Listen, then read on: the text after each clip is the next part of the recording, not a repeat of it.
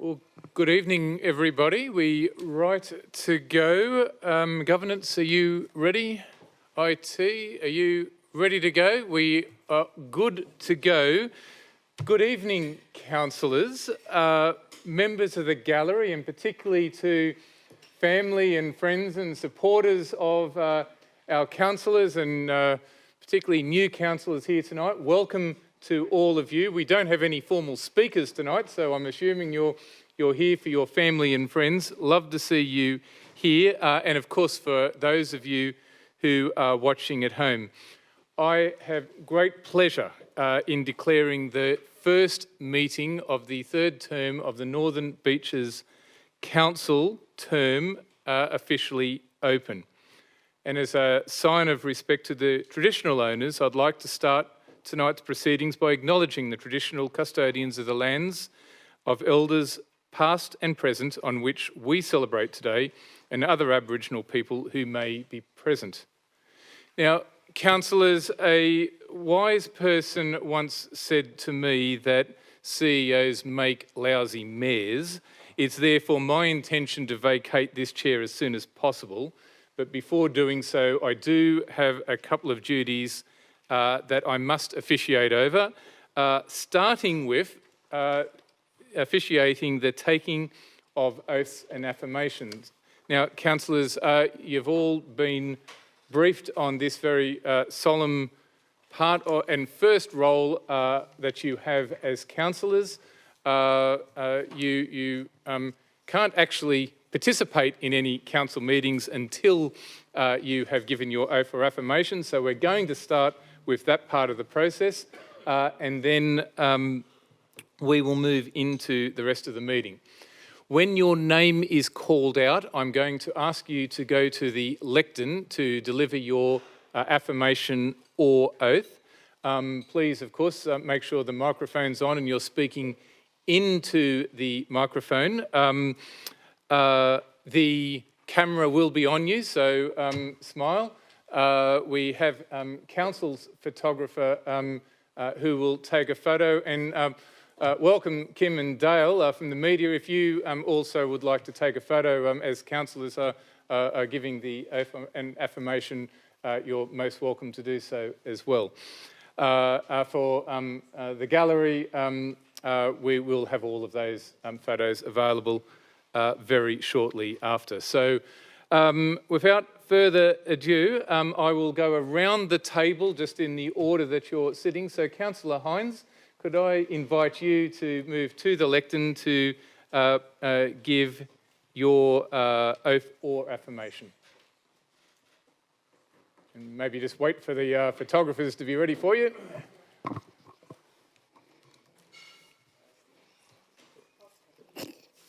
Okay. Okay, thank you. I, Sue Hines, solemnly and sincerely declare and affirm that I will undertake the duties of the office of councillors in the best interests of the people of the Northern Beaches and Northern Beaches Council, and that I will faithfully and impartially carry out all functions, powers and authorities and discretions vested in me under the Local Government Act 1993 and any other act to the best of my ability and my judgment. Thank you, Councillor Hines. Councillor Williams?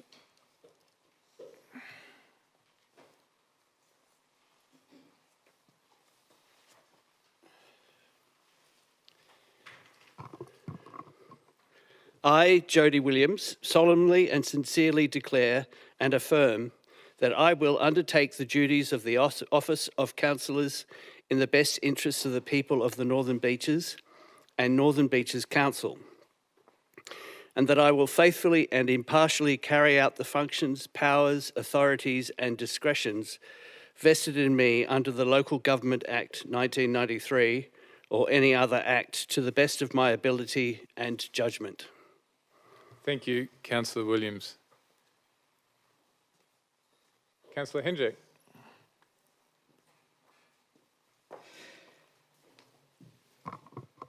I, Ethan Hernjack, solemnly and sincerely declare and affirm that I will undertake the duties of the Office of Councillors in the best interests of the people of the Northern Beaches and Northern Beaches Council, and that I will faithfully and impartially carry out the functions, powers and authorities and discretions vested in me under the Local Government Act 1993 or any other act to the best of my judgment. Thank you, Councillor Henjek. Councillor Heckman.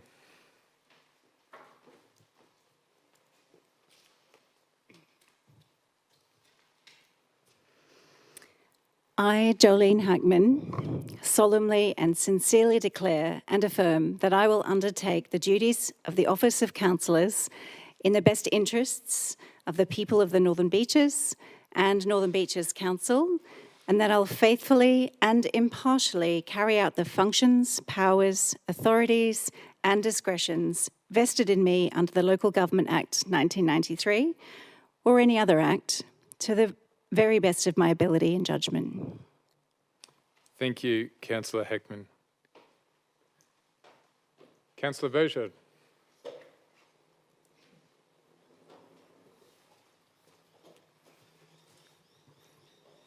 I, Nicholas Beaujard, solemnly and sincerely declare and affirm that I will undertake the duties of the Office of Councillors in the best interests of the people of the Northern Beaches and Northern Beaches Council, and that I will faithfully and impartially carry out the functions, powers, authorities and discretions vested in me under the Local Government Act 1993 or any other act to the best of my ability and judgment. Thank you, Councillor Beauchard. Councillor Glanville.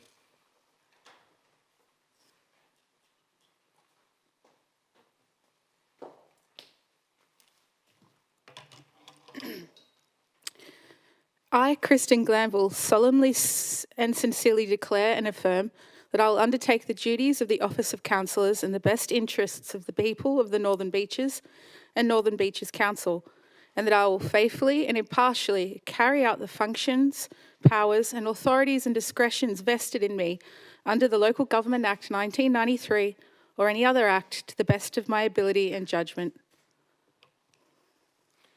Thank you, Councillor Glanville. Councillor Harvey.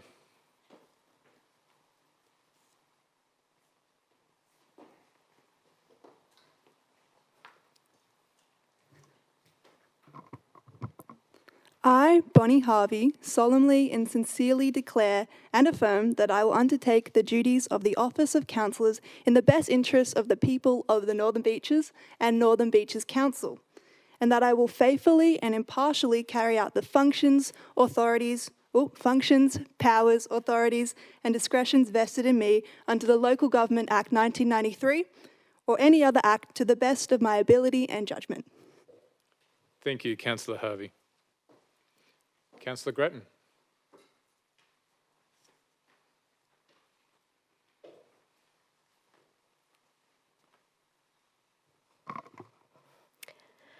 I,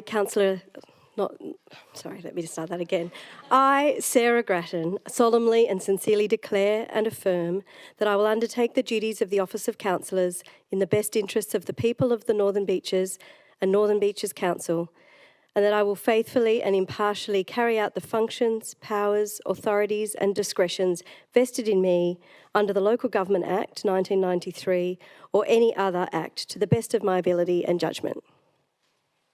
Thank you, Councillor Grattan. Councillor Bingham.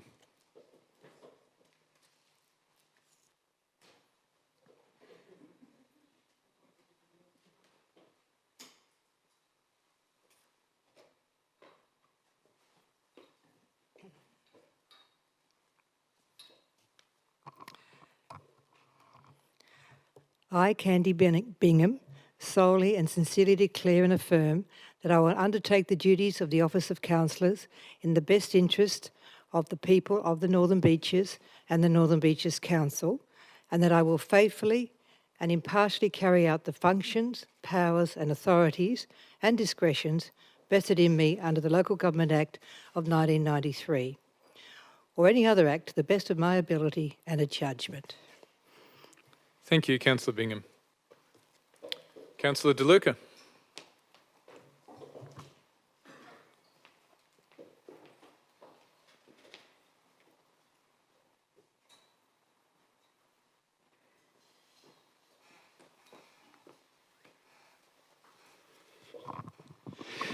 I, Vincent De Luca OAM, swear that I will undertake the duties of the office of councillor in the best interests of the people of the Northern Beaches and Northern Beaches Council, and that I will faithfully and impartially carry out the functions, power, authorities and discretions vested in me under the Local Government Act 1993 or any other act to the best of my ability and judgments.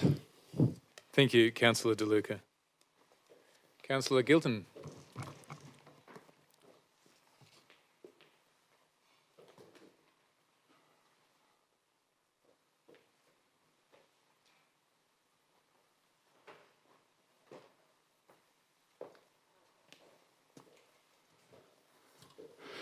I, Bob Giltonen, solely and sincerely declare and affirm that I will undertake the duties of the office of councillors in the best interests of the people of the Northern Beaches and Northern Beaches Council, and that I will faithfully and impartially carry out the functions, powers, authorities and discretions vested in me under the Local Government Act 1993 or any other act to the best of my ability and judgment.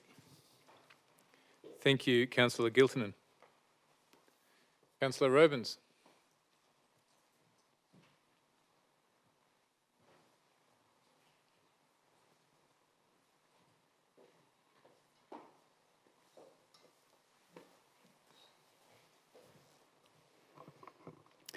I, Ruth Robin, solemnly and sincerely declare and affirm that I will undertake the duties of the office of councillors in the best interests of the people of Northern Beaches and Northern Beaches Council, and that I will faithfully and impartially carry out the functions, powers, authorities and discretions vested in me under the Local Government Act 1993 or any other act to the best of my ability and judgment. Thank you, Councillor Robins. Councillor Dillon.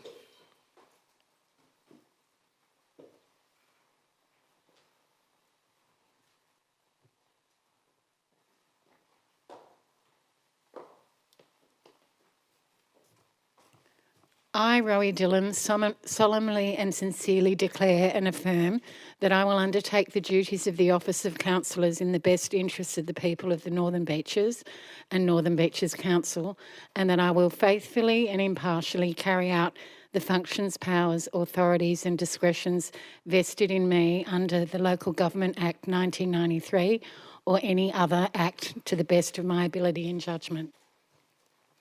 Thank you, Councillor Dillon. Councillor Singh.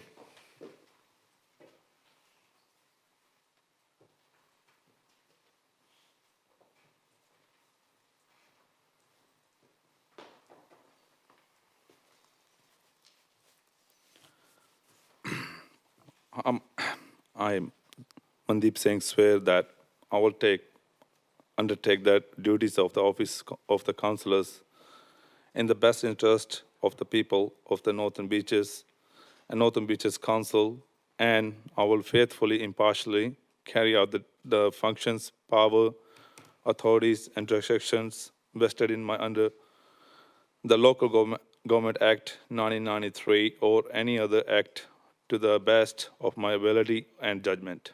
Thank you. Thank you, Councillor Singh. Councillor Causey.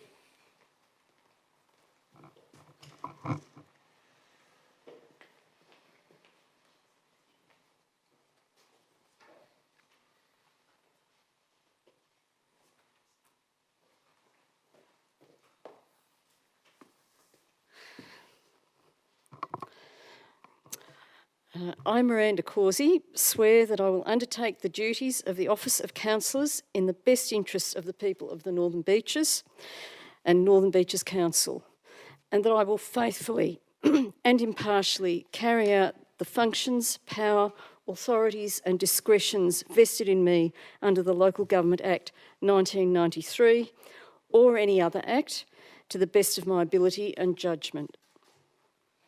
Thank you, Councillor Causey. And with that, councillors, a very sincere congratulations to all of you.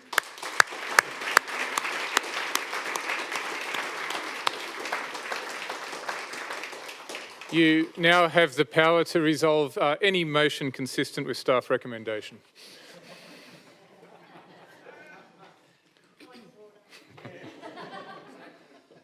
Did I say that part out loud, did I? Councillors, it is now time to conduct the election of Mayor. As the returning officer, I now invite nominations for the position of Mayor for the October 2024 to September 2026 term. I remind you that nominations must be received in writing and that in accordance with the local government regulations, 2 or more councillors must nominate a councillor for the position of Mayor. Now, I'd like to nominate Sue Hines. thank you, Councillor Hagman. I have received a written nomination for Councillor Hines, which was nominated by Councillor Beaujard and seconded by Councillor Williams. I haven't received any other nominations, so I will at this time call for any further nominations, which I will need in written form for the office of Mayor. Being none, I will ask Councillor Hines whether you accept the nomination for position of Mayor. Said that without moving my lips. Yes, I'm very honoured to. Thank you. Thank you, Councillor Hines. And in the absence of any further nominations, can I say thank you, councillors. You've made this very easy for me as the returning officer. As there is only one nominee for the position of Mayor, it gives me great pleasure to declare that Councillor Hines is elected as Mayor for the ensuing 2 years. Congratulations, Councillor Hines.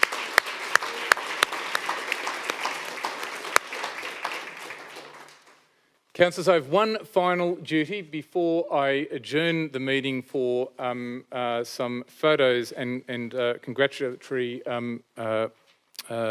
time with family and friends, and that is for the election of the Deputy Mayor. Now, councillors, before we can move to that, I do need councillors to move and second firstly, whether you decide to elect a Deputy Mayor, it's not compulsory, whether that is for 1 or 2 years, and if there is more than one nominee, which I already have, the method of voting. So you should have on your screen any moment now. Moved by Councillor Bingham and seconded by Councillor Grattan, that Council elects a Deputy Mayor for a period of 12 months and the method of voting be by show of hands. Is there any dissent to that motion, councillors? Being none, I will now call for the vote. All those in favour? And those against, I declare that carried unanimously. Councillors, as you have resolved to elect a Deputy Mayor for a 1-year term as the returning officer, I now invite nominations for the position of Deputy Mayor for the ensuing term. Again, I remind you nominations must be received in writing and that in accordance with the local government regulations, 2 or more councillors must nominate a councillor for the position of Deputy Mayor. Now, as I mentioned, councillors, to date I've received 2 nominations for Deputy Mayor, and to read those out in the order that I received them, I received a nomination for Councillor Henjak, moved by Councillor Glanville and seconded by Councillor Harvey. Councillor Henjak, do you accept that nomination? I do, thank you. Thank you. I have also received a written nomination for Councillor Robins, which was moved by Councillor Hines and seconded by Councillor Bingham. Councillor Robins, do you accept that nomination? I do, thank you. Thank you. Councillors, do I have any further nominations for Deputy Mayor? Again, thank you, councillors. This will be relatively easy. Providing you all vote, we will get an odd number, meaning there will be an odd number of votes.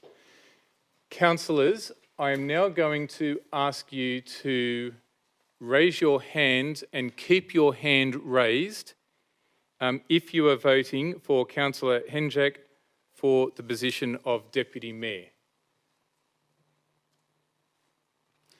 Thank you. So I have Councillor Henjak, Councillor Glanville, Councillor Harvey, Councillor De Luca and Councillor Causey. Councillors, I would ask those of you in support of Councillor Robins for position of Deputy Mayor to raise your hand and keep it raised. Thank you. So I have Councillor Hines, Councillor Williams, Councillor Hackman, Councillor Beaujard, Councillor Grattan, Councillor Bingham, Councillor Gilliton, Councillor Robins, Councillor Dillon and Councillor Singh. Thank you, councillors. Councillors, on a vote of 9 to 6, I declare Councillor Robins elected Deputy Mayor for the ensuing 12 months. Congratulations, Councillor Robins, and thank you, Councillor Hendrick.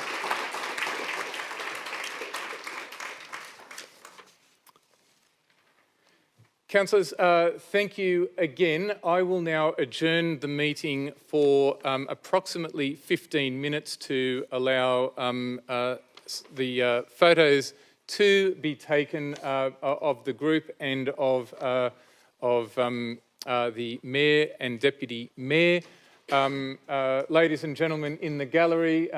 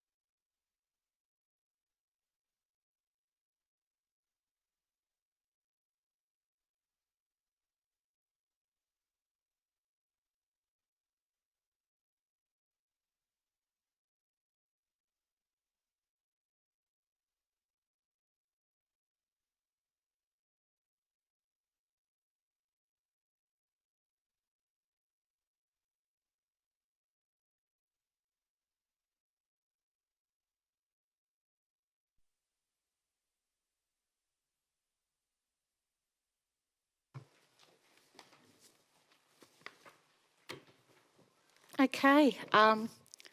Thank you one and all for your confidence and your vote, first of all. It's just absolutely exciting to be starting another new term with so many fresh new faces. So, back to business. Item 4.0, applications for leave of absence and remote attendance. There's absolutely none. Thank goodness you're all here tonight. 5.0, disclosures of interest and ethical obligations. Councillors, in accordance with our Code of Meeting Practice on page 2 of the agenda, which reminds us of our oaths and affirmations of office, which you just took, under the section 233A of the Local Government Act 1993. If you have any declarations of interest, please do make them now. Silence seems to be the deadly reply, so we will move on from that.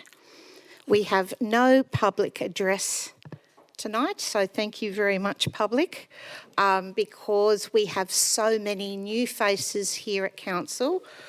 Just be, I suppose, a bit patient as we go through our paces together, all learning about moving and seconding motions on Council.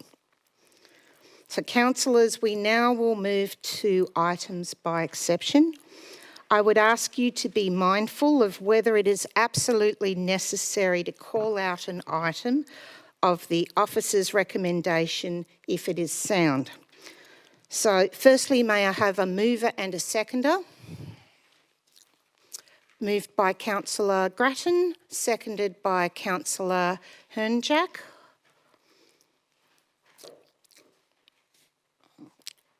Okay, so do we have any items that we'd like to call out?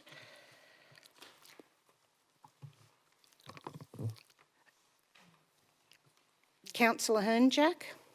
Thank you, Madam Mayor. I'd like to call out 8.10. Thank you.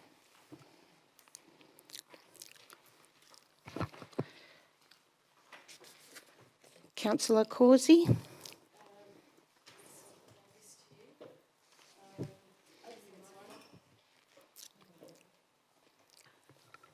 Eight 8.1, 8.2,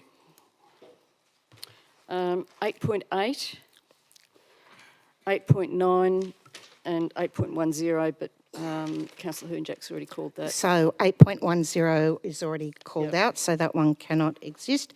Councillor Robins, you had your hand up next.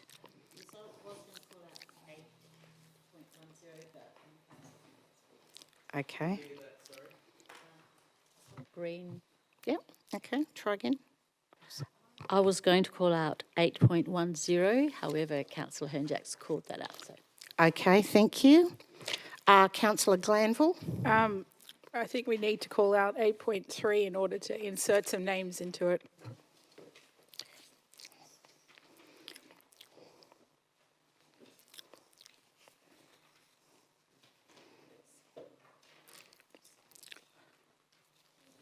And also, I suppose we also need 8.8 as well, because we need to insert some names in that one as well. I think it's been called. Oh, yes, you're absolutely right. Yep. Yes. So that gives us 1, 2, 3, 4, 5, 6.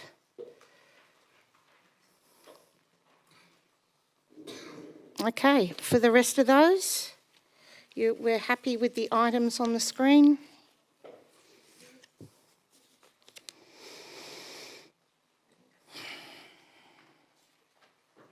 All those in favour?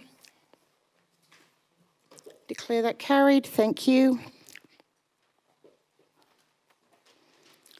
So item 8.1. The meeting schedule. Councillor Causey, are you moving as is or are you moving a amendment? I would like to speak to it. I'm happy to move it as is. Okay, can I have a seconder? Councillor Bingham. Councillor Causey. I believe this meeting schedule is a great improvement on those throughout the previous council term, in that it now includes a meeting in July, bringing the total number up to 11 meetings per year. However, we know from the last two council terms that meetings regularly last till 11:30 p.m. at night, by which time councillors have lost concentration and just want the meetings to end. In fact, we see from about 9 p.m. onwards, when councillors are growing tired and impatient, behaviour often deteriorates in the chamber, debate grows less constructive, and calls from some for speeches to be curtailed. We've also seen the impact in proposals to reduce speakers' time limits, to remove public addresses from the agenda, and other items like reports from committee meetings, which will be discussed later tonight. And councillors are still being encouraged to limit the amount of time we speak and the number of questions we ask in the chamber. I believe this scenario has a significant impact on local democracy and transparency. Furthermore, despite councils no longer being required to discuss and determine DAs or development applications at our meetings, we have combined business from 3 former councils, of which Pittwater had 2 meetings per month. The impact of this is that during the last council term required multiple extraordinary meetings simply to catch up on business left over from previous meetings and critical issues such as the local environment plan. Finally, with only one 10-minute break in a 6-hour meeting, which many councillors attend after a full day's work in other jobs, we cannot expect discussion and decision-making to be of the highest quality at these meetings. I have on a number of previous occasions raised this issue, moved an amendment which failed to gain support for more frequent meetings, so I'm not going to attempt it again. However, I am voicing my disappointment that we aren't moving to have more meetings per month, and I'll be voting against the proposal. Okay, anyone else have anything to add? As a seconder, Councillor Bingham? No, Madam Mayor. Okay, with that, put that to the vote. All those in favour? Declare that carried for everyone except Councillor Causey against. And Councillor Harvey. Sorry, didn't see your hand.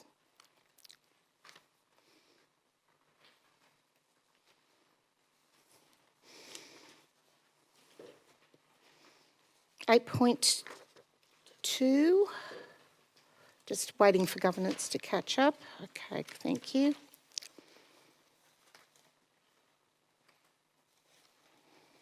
Okay, 8.2 was called out by Councillor Causey. Are you moving as is? Yes, I'm happy to move as is. And seconded by Councillor Grattan. Okay, any questions? Yes. Before we move to the mover, is there any questions from any of the councillors of staff? All right, if there's not, we'll go to the mover. Councillor Causey. Yes, look, I attempted to send these questions earlier today on multiple occasions to governance, and I'm not sure that they've got through. I've just tried again. And I'd hope that I'd be able to get some answers in advance and at least give staff a heads up. But I guess what I'd be really interested to know is how many debts has the council written off during the last financial year, so 2023-24. And so for that, the total number, or the total amount, those less than $20,000, less than $10,000 and less than $5,000. I've got 3 questions, so that's the first one. The second one is what were the top 3 categories for which debts were written off and how much for each? And then thirdly, how many were for overdue rates, outdoor dining fees and other fees? So I imagine that it's not going to be possible to get those answers now, but I had... Through to the CEO. Through you, Madam Mayor, I will get back to you on that, Councillor Causey, noting the CFO is not with us tonight. Thank you. Okay, thank you. Does anyone else have any questions? If not, we'll put this to the vote. Can I just speak to it first, please? So yes, I mean, I was concerned that at what level of debt we are writing off, particularly given the budgetary situation of the council.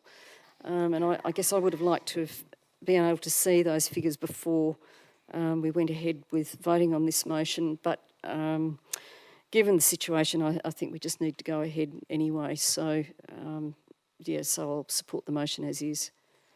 Thank you, Councillor Causey. I think from the time that this council started with a $90-odd million debt, now down to, I think, an $11 million debt, of which it was a combination of Pittwater and Manly. I think we've got the debt down quite low at the moment, but I'm sure those questions will be answered in due time for you. Okay, so if we can put this to the vote. All those in favour? Anyone against? Declare that unanimous. Thank you. 8.3.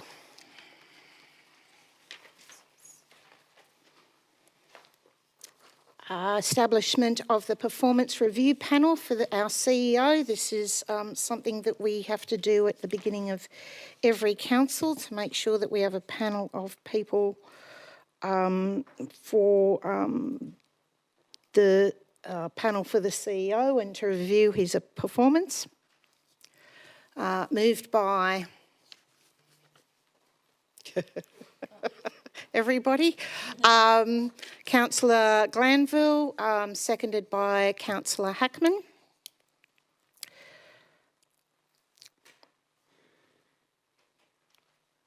Okay, so for this review panel, we need the Mayor, the Deputy Mayor and 2 nominated councillors. I have already received nomination for 2 people, being Councillor Bingham and Glanville. Thank you for reminding me. Anyone else? Okay. All right. I'm prepared to withdraw that nomination if anybody else would like to take that spot. Okay. Looks like you're in. So we'll put that to the vote. All those in favour? Anyone against? Declare that unanimous. Thank you very much. 8.8. Committee members for our various committees.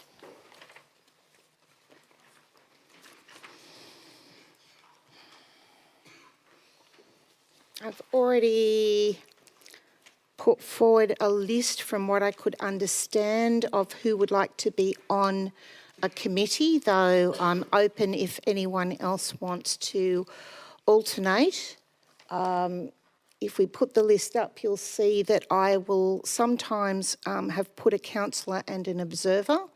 So things like audit and risk is open to any councillor to come and observe. Having been on the RFS one for many years, I used to co-chair with another councillor. We took it in turns. So I have a list of names. Sorry, just in relation to that list, my colleague to my left does not have it, nor do I. No, nobody has.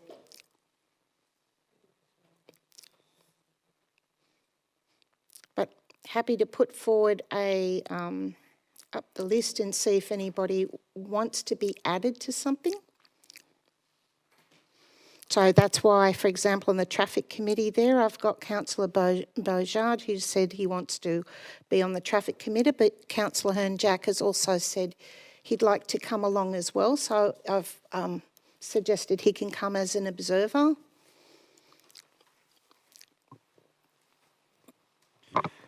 So Can we go Yep, through we'll one by go one? through one by Thank one. you. I think that'll make life a lot easier. So Audit and Risk and Improvement Committee. Councillor Grattan has said that she'd like to stay on. It's only one councillor at the moment. The law's changed recently and we've gone from 3 councillors down to 1. But other councillors can come and observe and certainly suggest that you do. And Councillor Bajard has also said that he would like to continue after that first year, but still really would like to let everyone know that at any time, it's always a couple of hours, that committee. Traffic Committee, if anyone's keen to get on the Traffic Committee. We have Councillor Bojard has put his hand up for that, but Councillor Hearn-Jack has also put his hand up as an observer. The RFS Management Committee. This is normally an alternate chair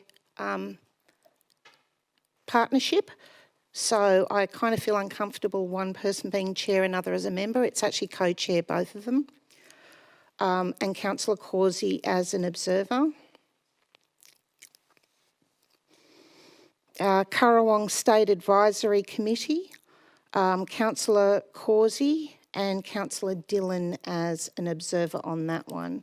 I did receive an email last night from the Currajong State Park Advisory Committee saying that they would like to have Councillor Causey, but I did email them back and say, would they be open to observers? And they wrote back that they believed that the more observers, the better. The more councillors that understood what they did would help them, which I suspect is the truth for many of these committees.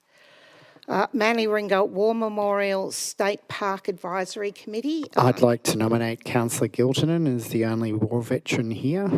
Yeah, so we can maybe have both. Yes, but that is what the others said as well. So it might be something, is that one chaired by a councillor or is it? Oh, it's often chaired by the staff, but I don't see any reason why we couldn't co-chair if Councillor Giltinan wished to join. Okay, so Councillor Gilton, makes a lot of sense. You got free time? I'm more than happy for the council to run that, but I'd just like that I'd be on there. I run all the events there and I'm a vice president there as well. So. Okay, so as an observer or co-chair? Would you like to co-chair? We could alternate chairing, or often the staff chair in any event. I'm happy to alternate. Okay, there's only one question, Councillor Gilton. Is there going to be a conflict of interest? Is there any, not that these committees make really any decisions, but I'm just kind of preempting if there's a decision that might involve an event that you're running, or is that totally separate? Yeah. Okay. I'd say most of the business wouldn't create a conflict having chaired been on that committee the last term. It would be very manageable, I think. Great. Sounds perfect. Okay, thank you. Then we've got the Narrabeen Lagoon State Advisory Park Committee.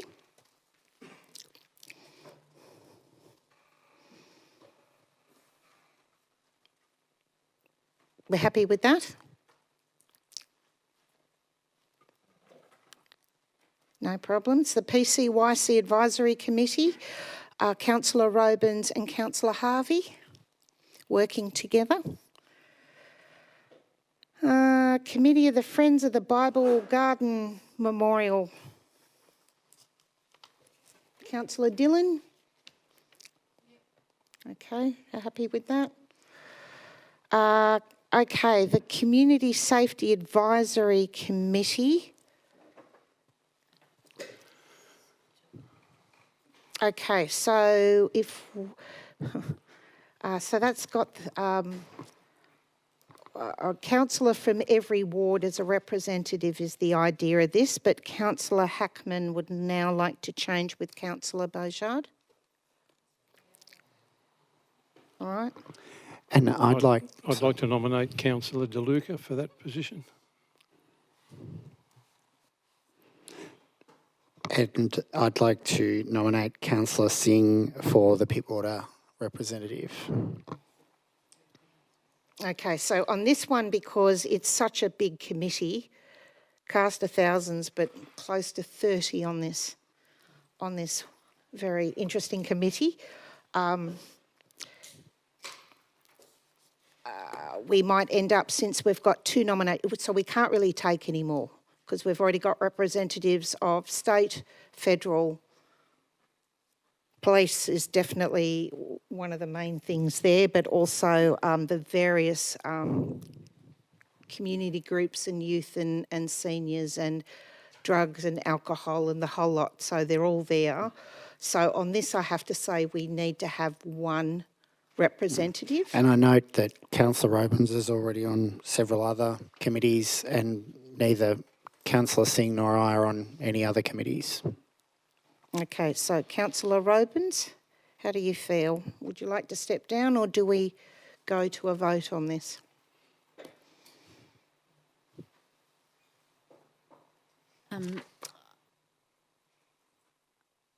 Go to a vote. Okay, so this is for Narrabeen Ward. Yeah, is it just going to be the orange show and everything, or what? No, but Yeah, Ruth on just to said. that one next. Ruth But I'm said just going to that try and she'll do it go to one a at a vote. time. Otherwise, I'm going to confuse everyone because we're all kind of new. Okay, so can we go on a show of hands on this? So where it says councillor, yeah, that's probably a good idea. And Councillor Robins. Narrabeen. Excuse me, Mayor. Yep. I was just going to ask, can we please hear a little bit from the respective people about why they would like to chair the committee, so we're not voting blind for newcomers like me? Okay, no one's going to be chairing the committee. I mean, attending, but they each have to represent their community. Yeah. That's a great idea. So, all right. Who would like to start first, Pittwater or Narrabeen?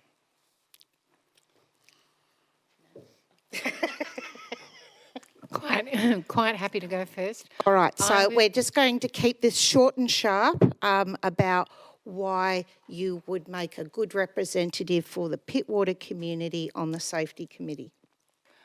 I'd like to actually, I was given information by the Mayor last year about this committee and getting involved in the committee when I, as part of my role at the Newport Chamber of Commerce, and I think it's important for our youth, important for the hospitality industry, and also important for all of our communities that there's involvement from each ward in this, because there's a lot of development work involved, and also there's a lot of governance, and I would really like to learn more about it. Thank you. Okay, thank you. Councillor Singh. Thanks, Mayor. I'd love to be on the committee on the Pittwater. As Rory mentioned, definitely agree with the statement of the Rory as well. And is you the one who want to make a decision? No, we vote. No, we're all going to make a decision. Okay. Look, I think we're both on the same page. I'm really happy to be on that committee as well. I agree with the statement of that Rory mentioned earlier. So I agree on that. Okay, all right. Who? Okay, so we're just going to do this really simply and just do Pittwater first, because keeping in mind both of these councillors are brand new and both of them are very passionate about obviously Pittwater. So please don't take it personally, but this will be a vote of one of you. Councillor De Luca, you've got your light on. Do you have a question? Sorry, I do. Look, I don't quite follow the process that we're going through here, because I was assuming we were just going through this list and then we would vote on it later. I'd actually like to make some suggestions as well further up the list, but I just wanted to see where I'd been put on the list further down before I started making any changes. So are we going to vote on the whole list, or how are we going to do this? No, we're only voting on who's going to be representing Pittwater at the Safety Committee meeting. So what about all the others?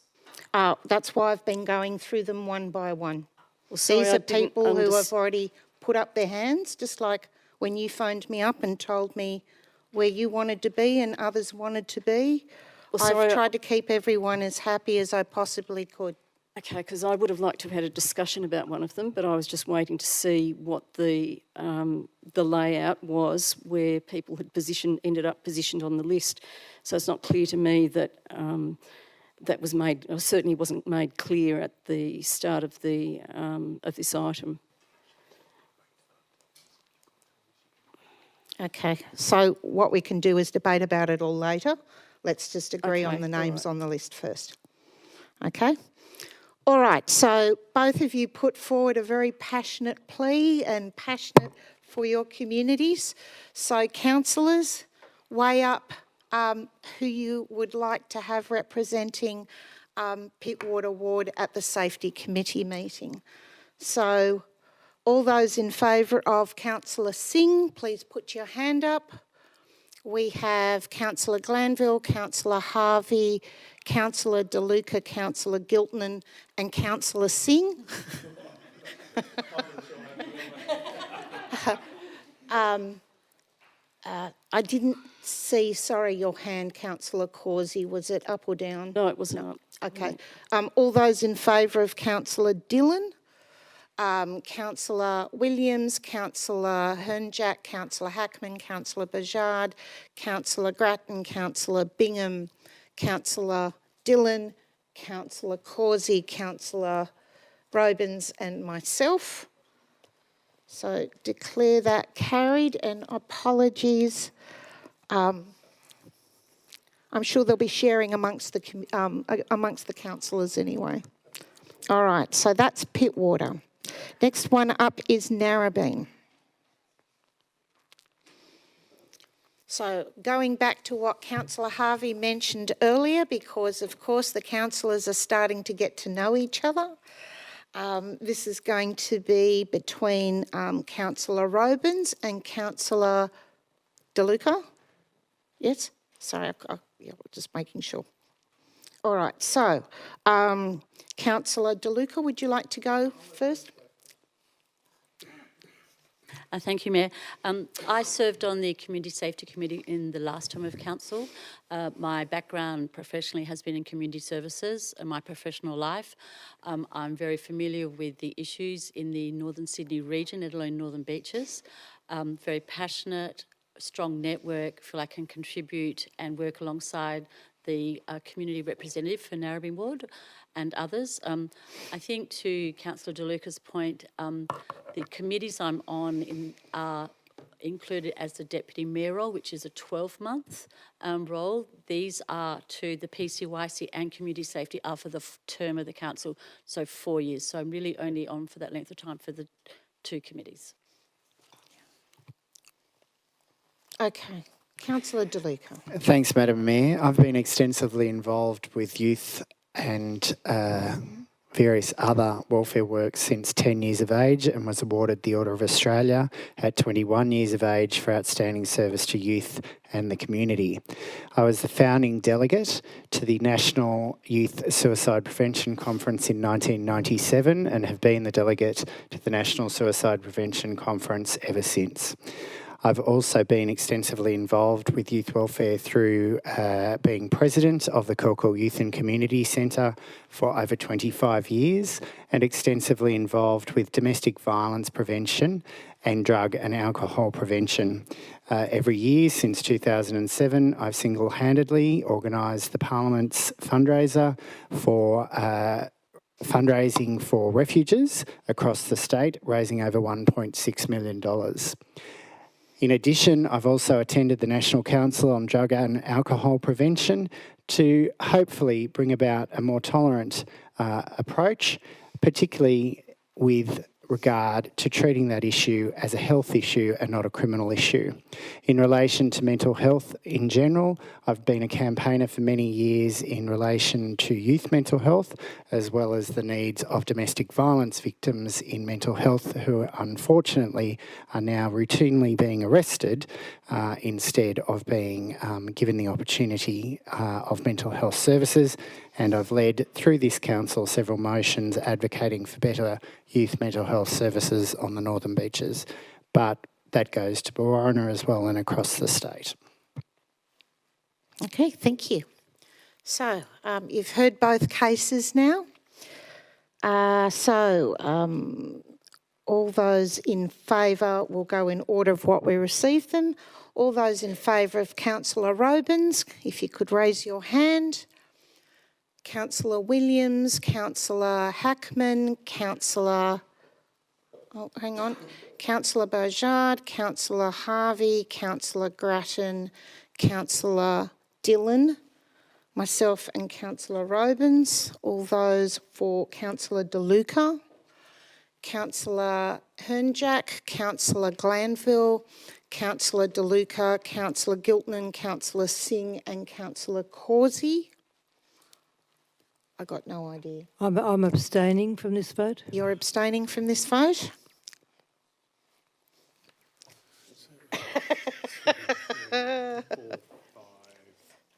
I'm used to having the screen.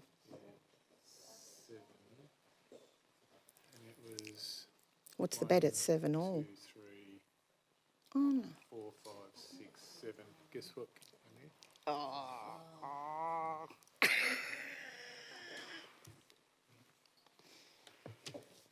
No, this is not fair. First council meeting, you're not allowed to throw in a mayoral vote on this one.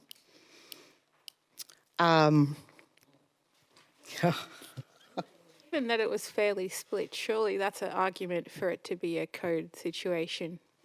Throwing it out there. Maybe alternate? No, it's 4 meetings. It's 4 meetings. Okay, we've come to a collaboration. So in Narrabeen, yep, Councillor Robins and Councillor DeLuca.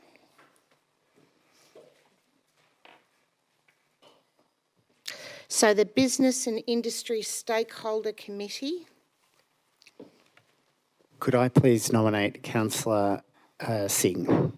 Yep, I've got his name down there, but I realised that I haven't put on the person who was on it last time who still wants to be on it.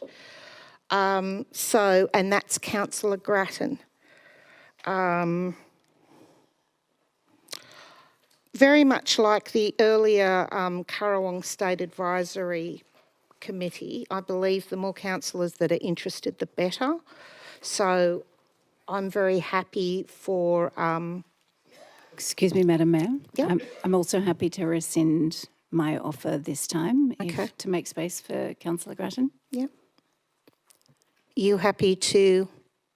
Okay, all right. So we're replacing Councillor Grattan, putting Councillor Grattan where Councillor Hackman is. Okay.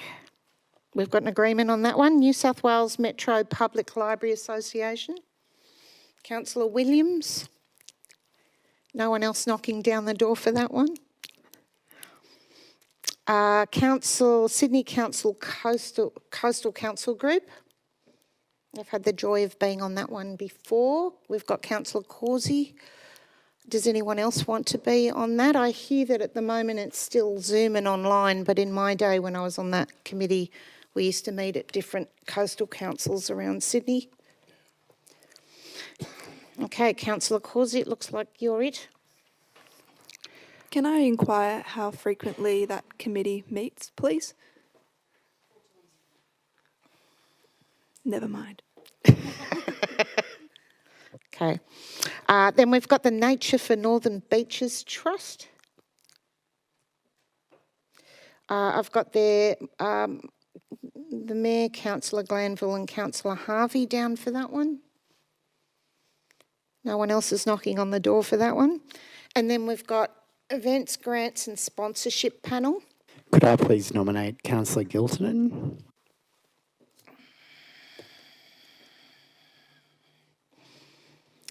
Okay, so on this one, my understanding is from Councillor Bingham, who's been on this one for a while, a lot of reading involved from all the grant applications.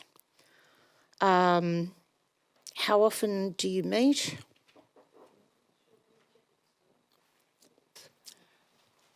Through the CEO to Mr. Kerr, could you give us an idea, please, on how often the event grants and sponsorship panel?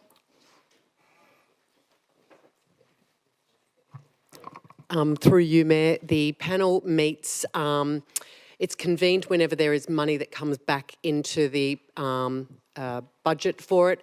It will meet sometimes several times a year in a bid to be flexible to meet community needs. So at the moment we don't have a set schedule.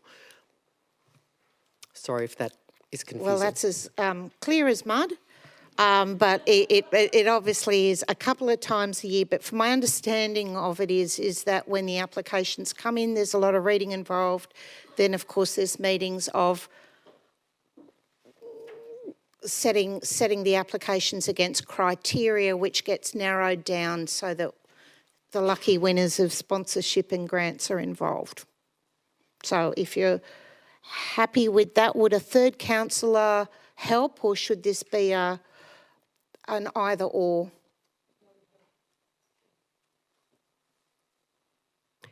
Through you, Mayor, it's really a very flexible arrangement, so councillor involvement is most welcome. Okay, so that means, I just know from other committees, sometimes if someone's not well, it's just great to have extra councillors. All right, Councillor Also, Gilman. we have 2 councillors from Manly, and it would be very useful to have another one from another area. so- Yeah, that's perfect. Yep. Great. Looks like you're on. We didn't even have to vote. Well done.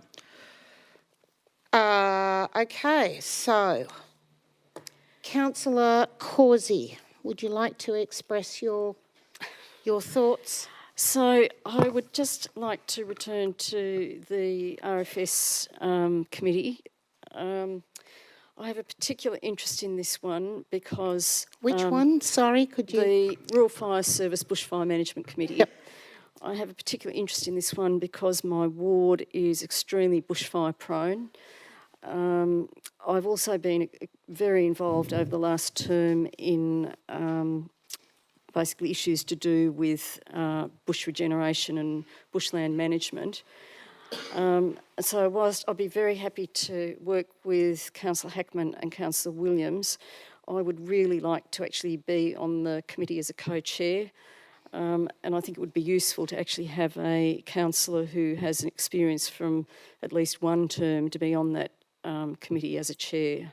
So I'm asking if Councillors Hackman and Williams would consider, or if we can arrange it so that I could actually be a chair on that committee. I'd like to actually speak against that. Having been the chair now for many years, it's a committee where the chair does not get an opinion. We already have Dr. Judy Lambert on that committee. We already have National Parks and Wildlife plus many others. As a chair, you are purely only directing the traffic. You are not telling this committee what they are or aren't doing because they're the experts in the bushfire management. They have been Pittwater Ringa in the past and forever, so they do understand Pittwater bushfire and Scotland Island bushfire management way beyond any of us sitting around here at the table. And I'm sure that you're looking up and smiling, thinking that you know further experts, but this is a combination of bushfire... Sorry, excuse me, point of order. That's imputing something that I'm not saying anything about. I was watching your face, so I'm just letting you know. I'm sorry, that was an inference that is inappropriate. Okay. I will take that back, but I will say Madam that Mayor, can we not have the cross debate? Do you think it would be more advantageous if the two co-chairs aren't willing to have a third co-chair, could we perhaps go to a vote? Yes. Otherwise, I think this could spiral. Yes, thank you. Yes. All right. Councillor Hackman and Councillor Beaujard. Sorry, Councillor Williams, sorry. Oh, sorry. Yeah, don't worry, I know, it's trying to get...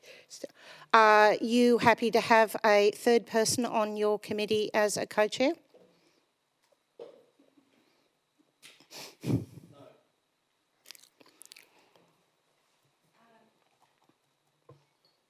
I'm happy to have a co-chair, and I think we all bring different levels of experience to the table. So perhaps we could alternate. But that's why there's two, because normally that's only one. Okay. Well, then let's vote. Sorry, I missed that. What was the Go to a vote. consensus? Put it to the vote? Okay. All right. So all those in favour of having Councillor Causey on the Bushfire Management Committee, please raise your hand. To co-chair or to be a third chair, Councillor Hernjack, Councillor Glanville, Councillor Harvey, Councillor Bingham, Councillor DeLuca. Hang on, I've got to count. 1, 2, 3, 4. Councillor Bingham, Councillor DeLuca, Councillor Giltnan and Councillor Causey. All those against? Myself, Councillor Robins, Councillor Williams, Councillor Hackman, Councillor Beaujard, Councillor Grattan, Councillor Singh, Councillor Dillon. So I declare that lost. All right, so we're back to two co-chairs. Right. Next one. Sorry, if we can scroll down, have we missed any other committees? All right, so we need to adopt... Yep. Yes, I was going to say. Sorry. Just a point of clarification. Further to what Councillor Causey said earlier, we do have to vote on all as a whole. Yes. Okay, so would that not be one, then we do two, then we do three, or are you just wanting to do in globo? Do the whole lot. Okay. Yeah. Okay, so if I can have a mover and a seconder. Councillor Robins. Councillor Hernjack. Any further questions? Yes, I'd just like to point out that I have an amendment submitted about concerning this motion.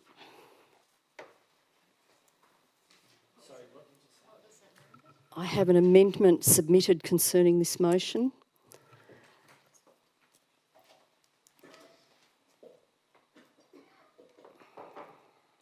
Yeah, I'm just waiting for it.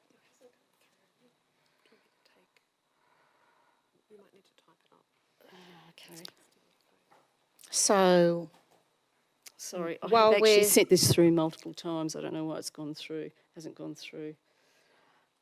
So this is possibly the amendment where you want all the minutes from all the committees to go through to council instead of... Yes, so basically the idea of this amendment is that, look, I think people will learn that I'm very concerned about transparency on council, and I believe that when there are minutes from any committee like this, they should be coming to council for approval or basically to be signed off, because in this case they're minutes that should be final minutes that are approved by the committees.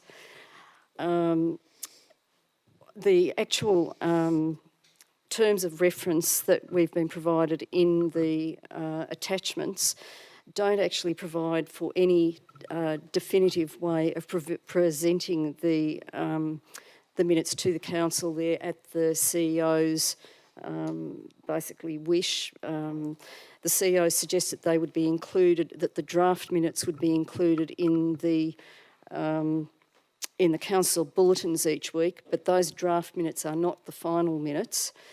And I just simply believe, for transparency's sake, and so that the minutes are brought to the attention of the community, they should be included.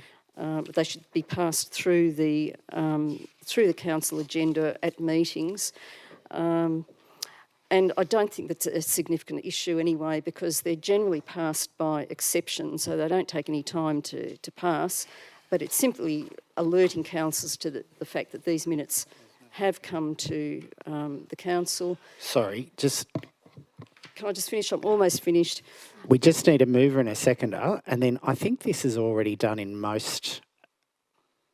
relation to most committees. So I think you can still move your amendment and there needs to be a seconder, and then if we can have questions on it, and then you can debate it properly.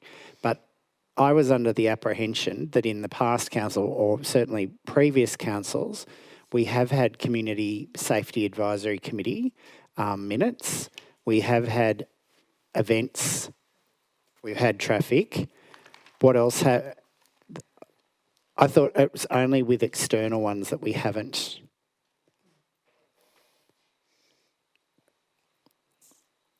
Through to the CEO. Thanks. Thank you, Madam Mayor. Councillors, presently all minutes of all committees are published on Council's website as soon as they're available. Immediately after that, the minutes of all committee meetings appear in your bulletin, so you have them straight away as well. So there is a public-facing version of the minutes, and you also have them in your papers. In addition, the ARIC minutes and the Traffic Committee minutes are formally reported to Council. The reason we do that, councillors, we have been asked to make meetings as efficient as possible, so we're trying to not duplicate the publication of business papers to which they are already publicly available, and you already have those at your disposal. Thank you, Mayor. Just a supplementary question. I think going to Councillor Causey's point of transparency, particularly for the public who don't necessarily receive, and they shouldn't, the councillor bulletins, would it not be more advantageous to perhaps, to avoid duplication, instead of having them in the councillor bulletins, they just go to the meeting and include it in the agenda? I think that's what you're trying to achieve. Is that it, Councillor Causey? Yes. Yes, and the point about that is that they're the actual finalised minutes as well. The ones that are being proposed to go to the councillor bulletin are draft minutes, but in actual fact, there is no proposal saying that. It's actually the actual terms of reference, if you look at those two committees, actually don't specify that. They actually say it's left up to the will of the CEO. Now, I have total respect for our CEO.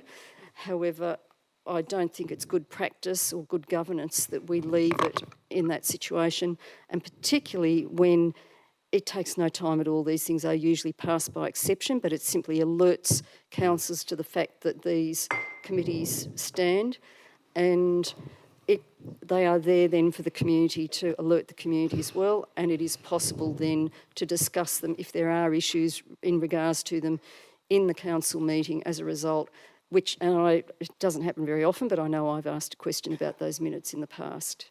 So just following up on that then, it does not need a council resolution for you, does it, Mr CEO, to put them in the attachment booklet as they arise in the council minutes, or you do require a resolution? We need to remove. Through to the CEO.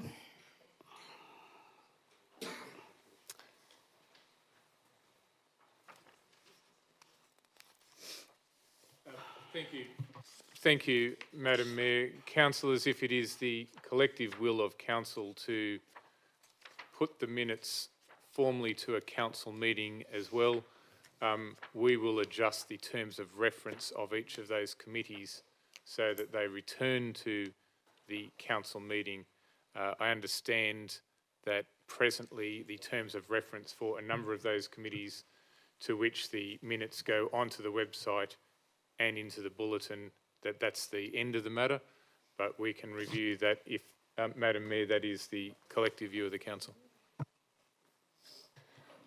Could I just respond to that, please? Councillor Bajard. Questions to staff, please, Mayor Hines. It's my understanding that when those minutes come to council, they are noted anyway. They're not approved by council in any way. We just note that we've received them. Is that correct? Through to the CEO. Thank you, Madam Mayor, that's correct. Sorry, we have... Councillor De Luca. We have, in the past, altered some traffic committee decisions, not in the last term, but the one before that. We have actually voted on traffic committee, not per se the minutes, but the decision, because that's delegated role. But we haven't, kind of thinking that through though, we haven't had any traffic committee minutes come to council at all through to us. Any other questions? Councillor Causey, you were next, and then Councillor Bajard. Yes, I'd just like to respond to the CEO's comments about changing the terms of reference. In actual fact, the draft terms of reference from the Community Safety Advisory Committee and similarly for the Business and Industry Stakeholder Committee, as they stood, included a phrase that said which will be reported to council. And that was the original wording in those terms of reference. However, the draft has removed those two phrases from those two sets of terms of reference. And so my motion simply, my amendment, sorry, simply proposes returning those two phrases to those sets of terms of reference. So it would be a very simple thing to do. Councillor Bajard. So another question to staff, and probably because I'm new. Nothing in this, the original motion or the amendment changes councillors' ability to raise a notice of motion on any minute from any of the committees, correct? Through to the CEO.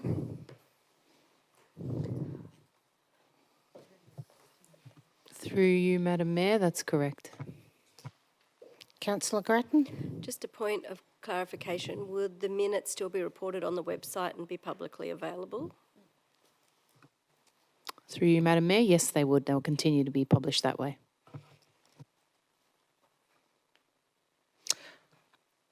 So I suppose trying to kind of tease out what, for the new councillors, what you're actually being asked to consider is at the moment the minutes of a lot of these committees have gone to council, then go straight onto a website. The public can see it all. What this was about was saying that when we have those minutes, instead of going on the council papers, they go straight onto the website and councillors get to see it through your Thursday bulletins. I suppose that's, I'm trying to simplify it. Have I oversimplified it? Yep. I think so, because one of the issues is those minutes are not the final minutes. So they're draft minutes. And what we need is, what I believe we need is for the council to cite those finalised minutes that have been approved by the committees. Okay, so in that case, a lot of those minutes will be at least 6 months old, because if we're only meeting every 3 months, by the time you approve the previous ones, but as long as people are happy with that? It's not about us approving, it's about us basically saying that we have cited those minutes. That's the whole point of this. And by putting them on the council papers, it alerts councillors to the issues that have been discussed in those committees, and the council see the finalised set of minutes. So, and not just councillors, the members of the community. Okay, Councillor Glanville. Am I able to speak to this? Or are we still in question? Thank you. I'd like to speak to the Councillor Causey's amendment. I think what comes to the council papers raises its profile to the councillors and to the community. And therefore, I think that the work done by the committees that are referenced there is important work that deserves that profile. While yes, it will get put on the website, as pretty much everyone in the community knows, the website could benefit from some redesign to make things easier to find, because I personally can never find anything on there. I Google it and find it through Google.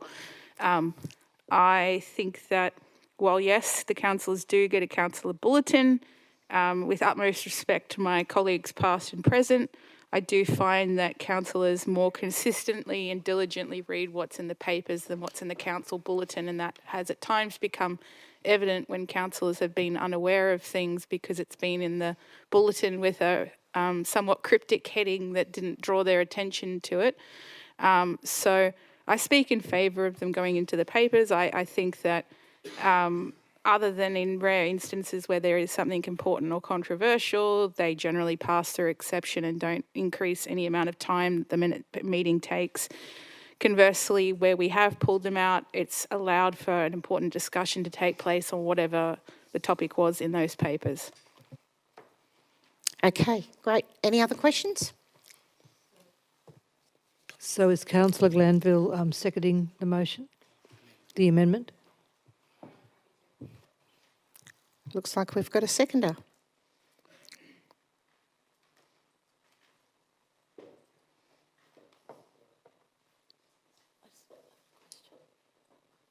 Yep, too late. We've moved past that part. Okay, if no one else has anything to say, as the original mover of the amendment? Nope, okay. If we can put this to the vote. All those in favour? Declare that unanimous. Thank you. Yep. So, councillors, you might recognise that the amendment now becomes the motion.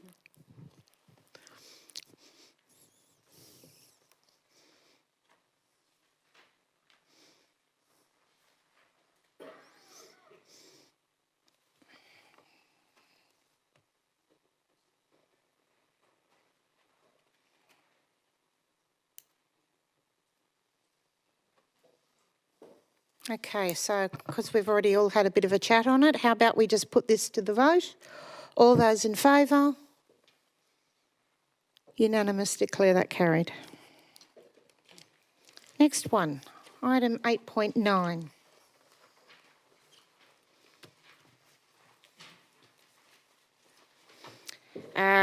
This is naming up to 10 councillors who would like to go to the Local Government New South Wales Annual Conference from the 17th to the 19th of November.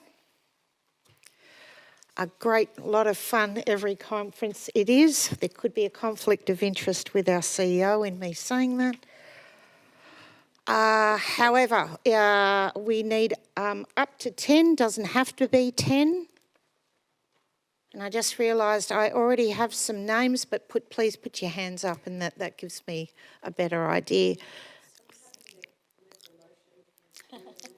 Well, let's put the names in first, and then we can move the motion. And okay, Councillor, looks like Councillor Williams, Councillor Hernjack, you want to go? Councillor Hackman, Councillor Beaujard, Councillor Harvey, Councillor DeLuca, and Councillor Causey, and myself.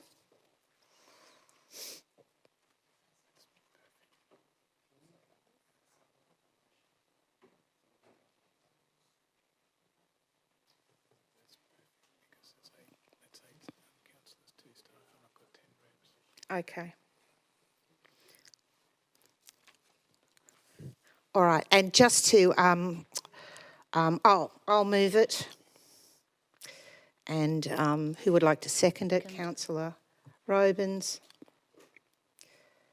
That's it. And if anyone has a change of mind between now and this date in November, just please let myself or the CEO know. Can I just ask a question on that? Yes. Considering that we've got a motion up, Yep. if we only have 7 delegates, can you vote as a CEO? Do we get those other? We've got to have people there voting. So, if I may, with indulgence, this council passed a motion to adopt my motion. It's a long-running concern in local government, particularly for women or those that have apprehended violence order protections for themselves, that at election time a person must use an address or an office address to authorise materials. So that's put a lot of women off standing in local government. So it's something that I'm passionate about. So I would hope that if anyone can find the time, even to come for that day of voting, it'd be greatly appreciated, because we do have to stand up for the rights of women, and if we're going to encourage women to stand, we've got to make it safe for them. So it's to change the Local Government Act. Okay, so item 2 actually allows that to happen. And from memory, I think at the last conference, this actually came up, this exact topic. And you'd be surprised how many old men spoke against it. Anyway, it's always a very interesting conference. Okay, all those in favour? Anyone against? Declare that carried. Thank you very much. Lucky last, 8.10.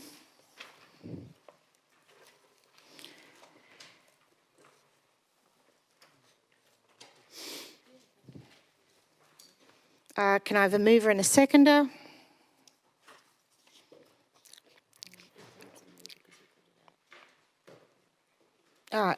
Sorry, Councillor Hernjack, you were the mover. Sorry, because you pulled it out. And a seconder.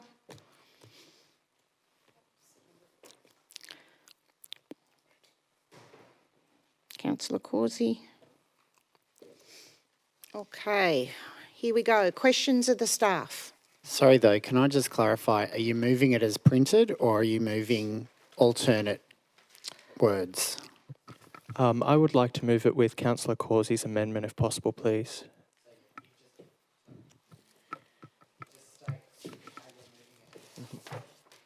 Yes. I'd like to move 8.10 with an addition being Councillor Causey's amendment. Okay, is there anyone who wants to move it as is now? Then we'll go to questions, then we can go to additions and amendments.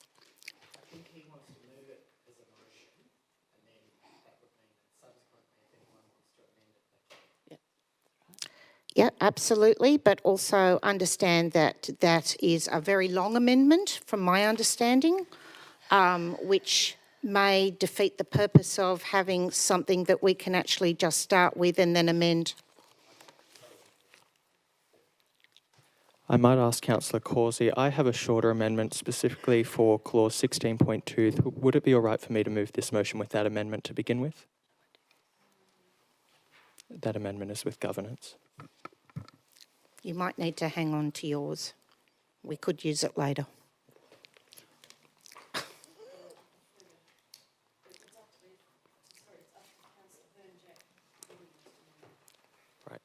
I might stick with Councillor Causey's amendment. Happy for someone else to move it as is, if they prefer to. Okay. All right, so Councillor Bingham and Councillor Grattan will move it as is right now.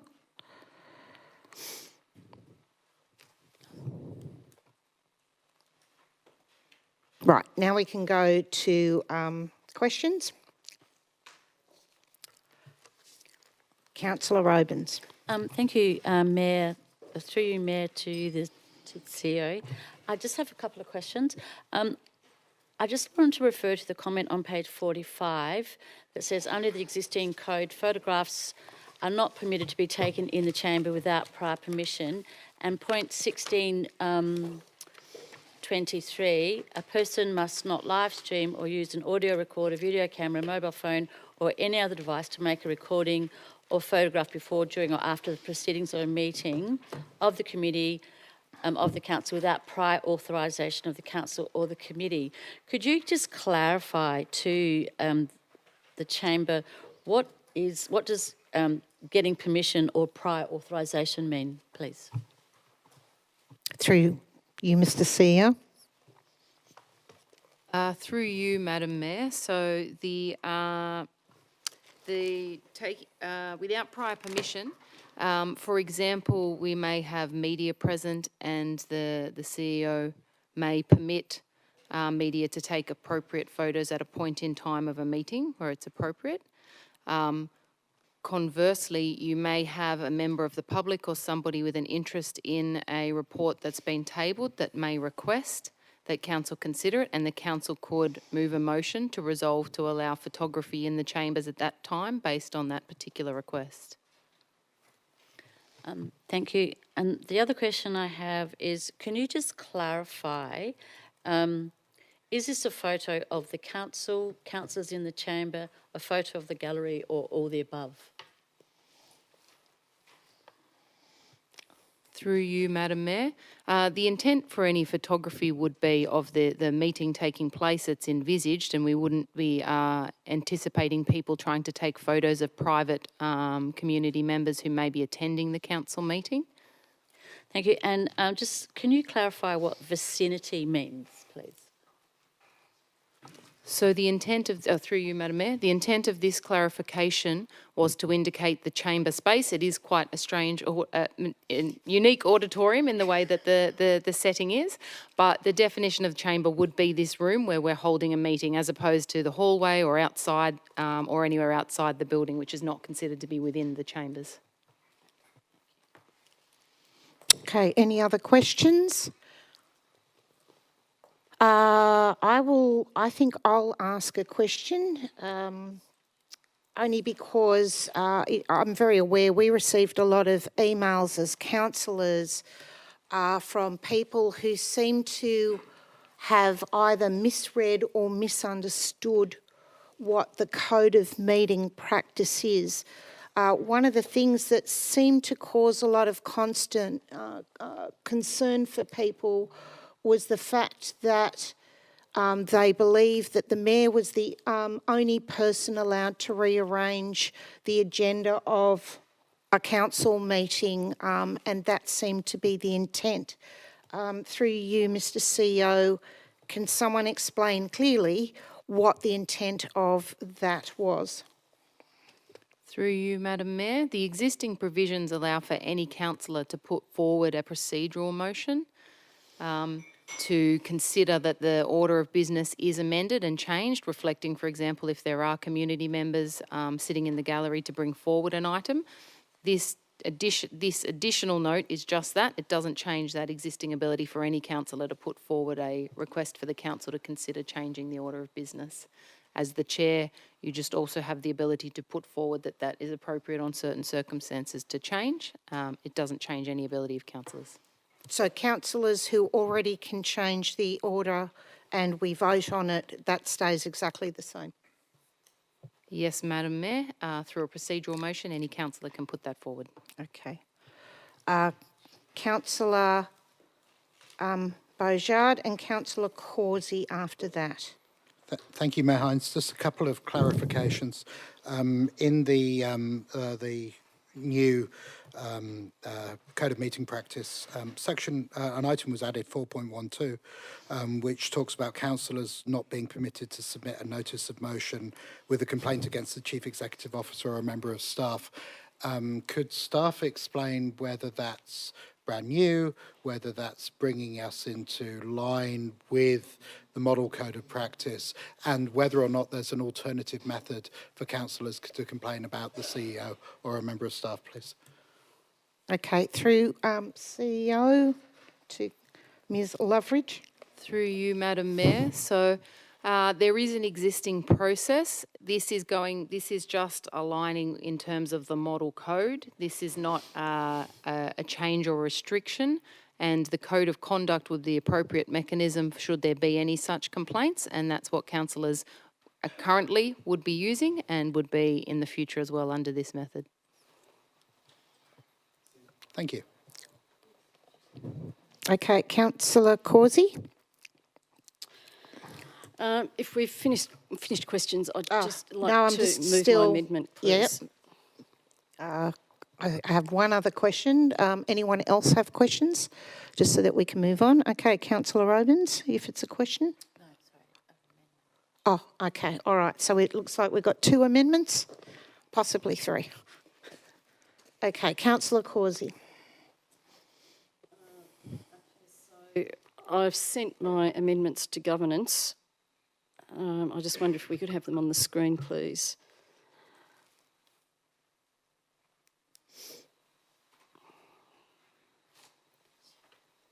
And we need a seconder. Councillor Hunjak.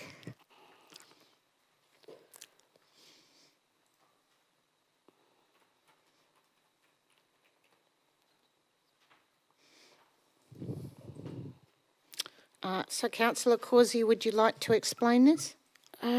Yes, so the 9.2, I think that new paragraph is redundant because it actually doesn't, it actually suggests that the only person who is allowed to change the order of business is the Mayor.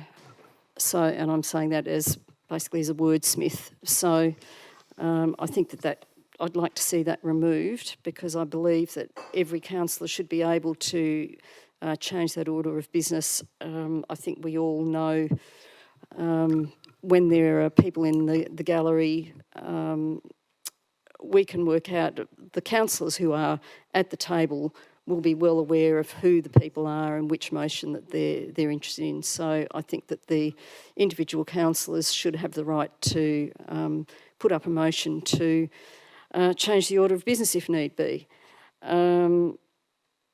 Points 19.3 and 19.4, have we taken that out? We've taken that out, good. 16.23, let me just look at that. So, yeah, the phrase in the vicinity of the meeting location is completely open. I think what we need to be saying there is exactly where we're limiting the practice of photography or recording of any description. And we simply need to say in the chamber. I think we also need to specify the time limits because just saying before, during or after is very open-ended. So I'm suggesting we say 1 hour before, during or 1 hour after the proceedings of a meeting. I'd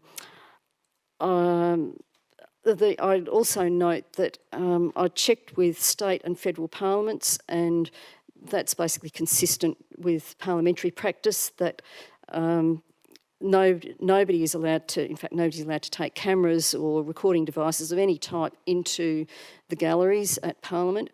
And so as much as I like taking photos of the gallery, I accept that it's inappropriate and the Mayor has actually said to me that she's had complaints about people who are concerned about their safety when we've had photos taken in the gallery. However, I think that we should make it quite clear that there is no problem with taking photos outside the gallery, outside the chamber. What else do we have? 19.1, basically there, I think that if we're going to have meetings till 11:30 at night, they're 6.5 hours long. We need more than one break of 10 minutes. I know from having watched this council since 2016 that by 9 o'clock at night, people are beginning to get restless. They're not concentrating as well. I'm certainly not concentrating as well. Thank you, Councillor Causey. Your time is up. Okay, thank you. Okay. Any other questions? So I've got a question. Councillor Robins. Just through you, Mayor, if I could just ask the staff, what impacts would these amendments have? Like, what do they actually mean? Thank you, Madam Mayor. Madam Mayor, with your indulgence, I might just, for the benefit of all the new councillors, just do a very, very quick summary of what the Code of Meeting Practice is and where it comes from. Councillors, all councils are required to adopt a code of meeting practice. And that's this document here. You will all have a detailed briefing on that next week. Councils' codes of meeting practice are based on the Office of Local Government's model code of meeting practice. The council's code of meeting practice cannot be inconsistent with the model code of meeting practice. In other words, it has to be the same, but the council can add or clarify particular matters about how they want to run a meeting, providing it's not inconsistent with the model code. At Northern Beaches, our code of meeting practice is largely a mirror of the model code of meeting practice. So for most part, everything you read here, you'll read in the model code of meeting practice. What we do here, like a lot of councils, is we just add some clarifying comments. So towards the end of every term, we gather the councillors, we workshop the good, the bad and the ugly, and make decisions about whether any clarifying comments are needed, any clarifying remarks are needed. And that's what happened at the end of the last term. In respect of item 9.2, one of the things we found is that when we had members of the public wanting to come to listen to the debate on a particular item, there was no guidance for the chair to be able to bring those items forward. So what we've done is we've recommended a clause to bring to the attention of the chair that where there's the gallery, that the chair ought to ask the councillors whether they would be supporting bringing those items forward.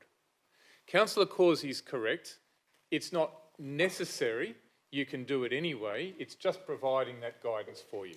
So that's the purpose of that recommendation and why we will recommend that that stays.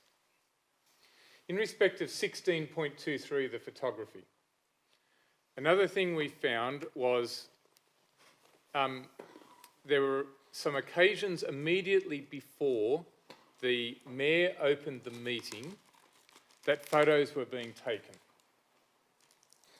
And we as staff received a number of complaints about those photos being taken before the meeting started. When we sought to address that matter, it was put to us that there was no breach because the meeting hadn't actually started. So what we're seeking to do in 16.23 is just simply say that before or after a meeting, we use the words in the vicinity of, or if you'd prefer, in the site of the meeting, that without permission, that no photos or video be taken. That's not to seek to prevent photos being taken, and an initiative that we will be discussing with you this term will be to provide a set of protocols and guidelines for the media to be able to take photos at will, providing they, for example, don't take a photo of you when you've got your eyes shut or scratching your hair or whatever the case may be. So that's all it's meant to do, is just to clarify that before and after the meetings, in sight of the meeting, that there isn't that photography taken, and that we just develop some protocols. Just some additional guidance on top of what is already there printed at the moment, consistent with the model code of conduct. My only comment to Councillor Causey's 19.1, where I think Councillor Causey quite rightly says that the meeting can get long, can get difficult. At the moment, any councillor can move that procedural motion. If the council wants to provide additional guidance to the Mayor that there be a second break at a particular time, then that would be helpful as well. You can do it without it, but it's a particular piece of guidance.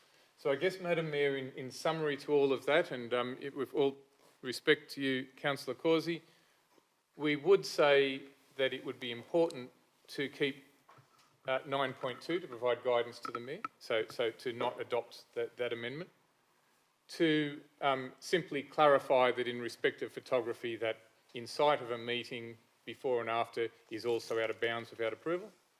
And if you would like councillors to seek by default to have a second break as the meeting gets later, then you do that. Thank you, Madam Mayor. Okay, thank you. Councillor Hernjack first and then Councillor De Luca. Thank you, Madam Mayor. I have two questions, one through you to the CEO and one to the mover, Councillor Causey, if that's all right.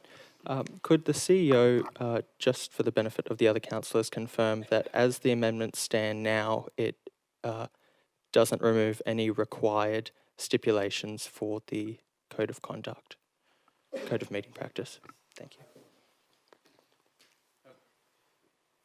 Thank you, Madam Mayor. Councillors, the amendment before you is a lawful amendment. If you wish to move the amendment, you are lawfully able to do so.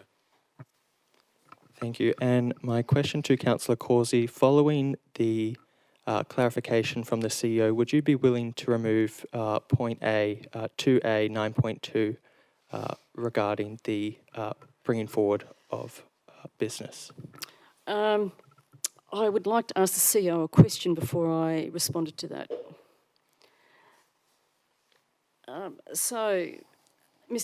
Through you, Mayor Hines, Mr. CEO, could you please point out to me in the councillors where in the current Code of Meeting Practice it provides that any councillor can move a motion to change the order of business in the meeting.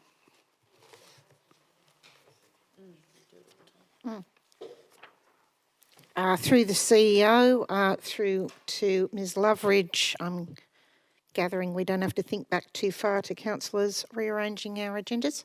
Through you, Madam Mayor, yes, any councillor can bring forward a procedural motion that proposes that. It's not an explicit statement, but the section of the Code of Meeting Practice would be under the ability to raise a procedural motion. Yeah. Councillor, have you finished with your questions, Councillor Causey? Okay, I would just like to be able to go back and read that new insertion in the code again before I agree to remove it. Okay, so Councillor De Luca. Sorry, I think who else had questions down there? No, you were next. Oh, was I? According to my list here anyway. So could the CEO confirm that once upon a time, many years ago, the Office of Local Government would actually issue a commentary on the meeting practice, and actually what I think the CEO is trying to, and staff I should say, is trying to attempt here on 9.2 is a commentary. It's not a mandatory provision, and that was previously, now I'm talking about nearly 15, 20 years ago, all councillors would receive from, back then it was the Department of Local Government when it actually meant something, local government, and then we got downgraded, and it was a commentary on the meeting practice. And so under every clause you'd have a commentary similar to this on how it could be enacted, how it couldn't be enacted. It even had a guidance on when a motion of urgency could be added. So is it true that that commentary doesn't exist anymore and that you're just trying to give some type of guidance? Through to the CEO. Thank you, Madam Mayor. That is correct. There are still some notes in the model, in the model code, and indeed in the Northern Beaches Code of Meeting Practice. We've tended to go away from that commentary, but look, that's another solution. Sorry, so what you're confirming is that all you're doing there, you're not conferring extra power on the mayor, you're not taking away power from any councillor. All you're doing is making a commentary. Sue, if you think people are here, if we've got 100 people in the gallery for item 20.1, why not bring it to item 2? Yes, which is kind of what we do already, but I suppose it's formalising a little bit more. Is yours a question, Councillor Hernjack? I was just going to check with Councillor Corsi if you've had a chance to decide whether you will keep 9.2 in your amendment. Either that or we just put this to the vote and hear other amendments. Could I just quickly ask, Madam Mayor, would it be possible for me to move that this be considered in seriatim, or would that be the mover of the amendment who would have to do that? Okay, so we now will ask the councillors whether you want to vote on this in seriatim. For new councillors, what this means is line by line we'll be voting on this. Whether you think of it or not, what you think of it. Could we just first check with Councillor Corsi if that point A will yes, stand? Councillor Corsi. Yes, okay, so in the light of the advice of the CEO and the COO, I'm happy to remove leave point 9.2 in place. So that guarantees, so we do have a guarantee, then councillors can move any procedural motion. It's not just the Mayor who can change the order or put up a motion for change of order of business. Yeah. I all right, thanks. would like to make, I suppose, one comment that it feels like a lot of people seem to have misread the papers and didn't understand the context or the content, which then triggered a whole heap of emails.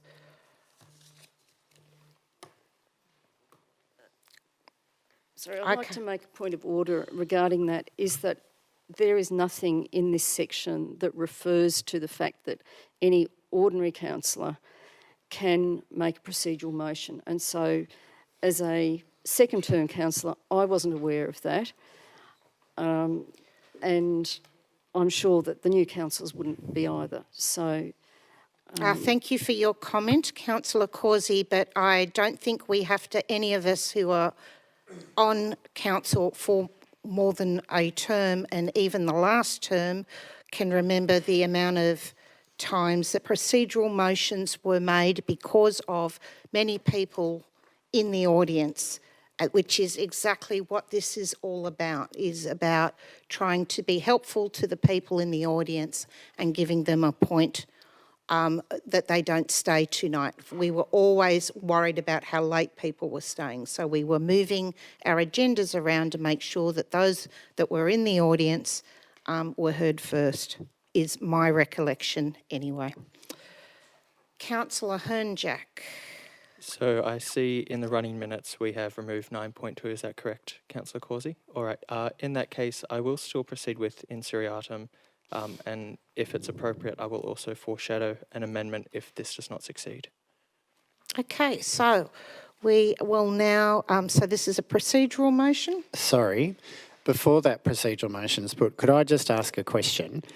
Wasn't the whole point of Councillor Corsi's 2A amendment that you wanted more specificity as to what constitutes proximity?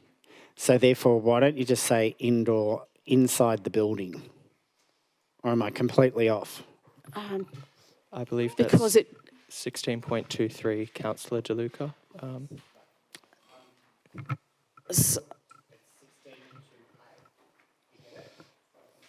Because, if you're asking me that question, because it is actually inside this chamber that is the issue.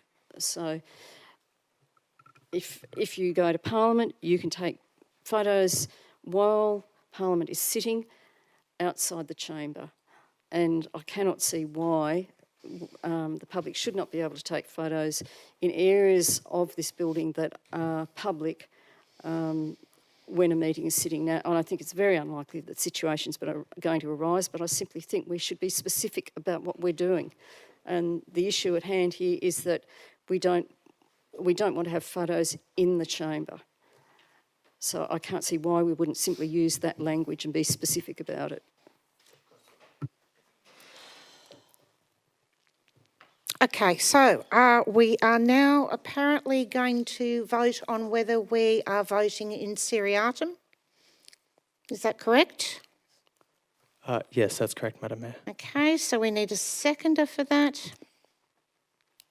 Councillor Corsi. All right, so All those in favour of voting in seriatim, Councillor Hernjack, Councillor Glanville, Councillor Harvey, Councillor Hackman, Councillor DeLuca, Councillor Giltnan, Councillor Causey. Those against? Councillor Robins, Councillor Williams, Councillor Bojard, Councillor Grattan, Councillor Bingham, Councillor Singh, Councillor Dillon. Was someone counting? Oh, great. It's lost. All right.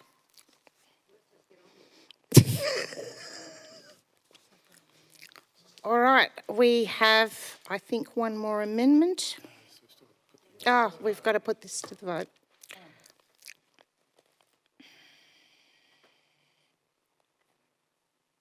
As a whole this time, because now we were just voting on whether we'd do it line by line. All right, so a mover and a seconder, which should be, yeah, we're just fixing up the formatting.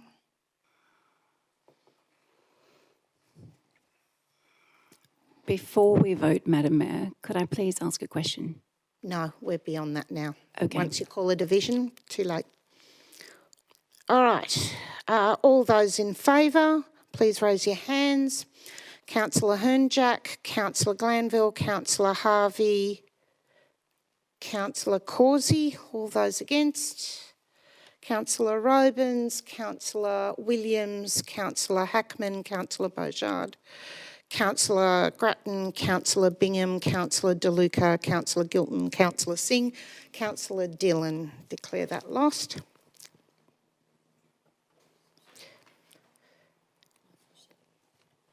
And we have, I think... I have a foreshadowed amendment, Madam Mayor. Foreshadowed amendment. It's been sent through to governance and it's specifically relating to clause 16.23.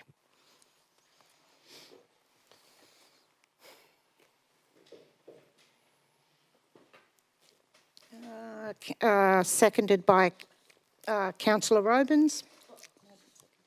No, she seconded it. Yeah, it will be. No, trust me, we don't have a magic screen here.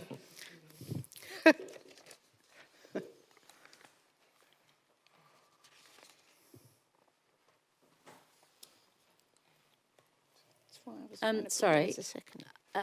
My amendment was similar to yours with regarding the word vicinity. I just was adding something with regarding the definition of permission or giving authority. So I'm just wondering. I'd be happy with those Governance additions. has my wording. If they just don't mind putting it on the screen, please, so you can see. Okay, so I suppose what the question is Councillor Hernjack accept that as an addition? happy to accept it as an addition?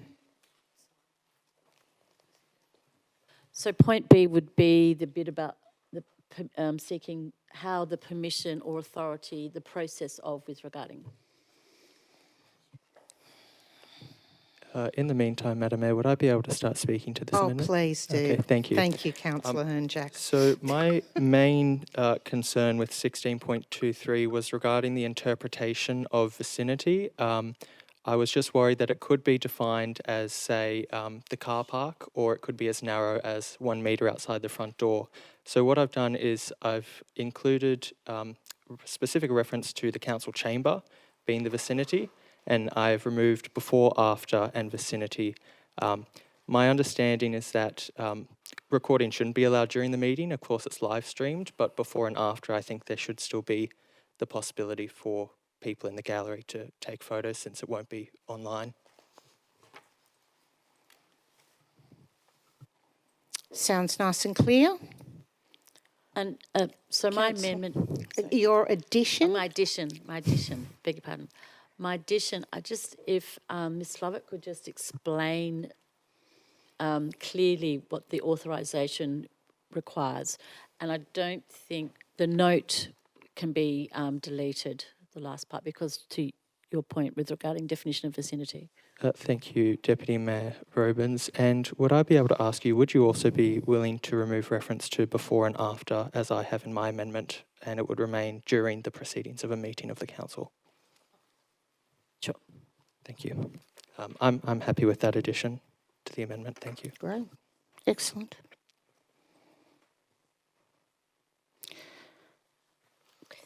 Just a question through you, Matt. So when we were hearing from the CEO, he said we received a number of complaints about photography immediately before. Is that correct? So if it's during the proceeding, we could either define what during the proceedings means, and that might mean from 1 hour before to 1 hour after the meeting, or we leave those words in to keep that clear. If I'm reading the mood of the room correctly, I would be happy to leave before and after, and if that would satisfy the majority of councillors. Through to the CEO, can I just ask for some clarification? Is this lawful? Does it make sense? Or are we creating more challenges for people who misinterpret these these notes? Thank you, Madam Mayor, and I might start with an apology. None of this was meant to be in any way complicated. The purpose of this additional clarification in the Code of Meeting Practice was simply to say that immediately before and after the council meeting in sight of the room, you shouldn't take photos without permission. That's all we're trying to say. Now, you can, councillors, not follow that advice, and in that case, councillors, I would suggest that you don't need any amendment at all. You just simply go back to the current wording in the Northern Beaches Code of Meeting Practice, which is the wording of the Model Code of Meeting Practice. So the question before you, if I can define it, is whether or not you would like photos in the room immediately before and after the meeting without permission.